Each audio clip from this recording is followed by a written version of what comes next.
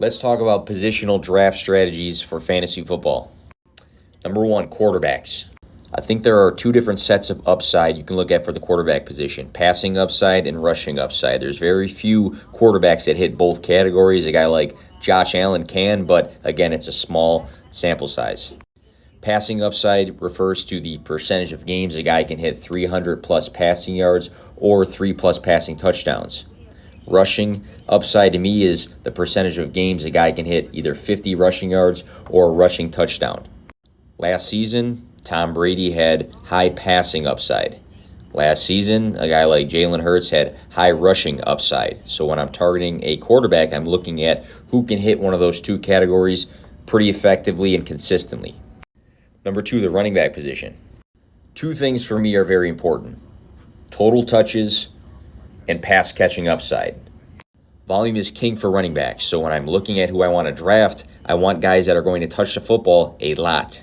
And to that second point, touching the football can mean catching the football. And we know for fantasy football, especially PPR leagues, pass catching running backs are a cheat code.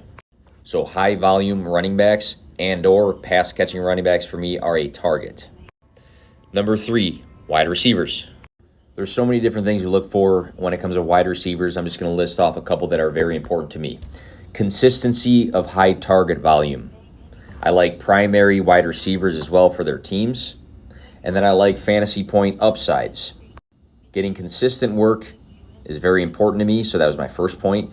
Having a guy that gets somewhere between 7 to 11 targets weekly versus a guy that's going to get 10 one week and 2 another week is important.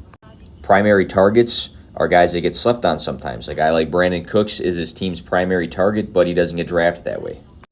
Then fantasy point upside. So guys like Mike Williams, who can win you a week by having 30 fantasy points, and he might have some bust weeks, but again, I'm looking for upside, and he's a guy I might build my team, having the safe and the boom guys.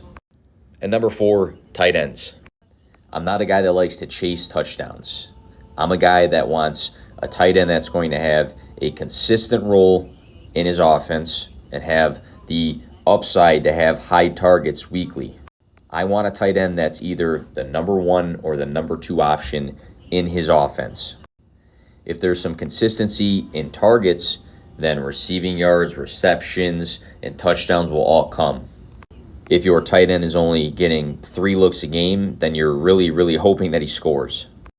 So that's under 3 minutes of what I look for each position, and that's how I kind of go into my drafts.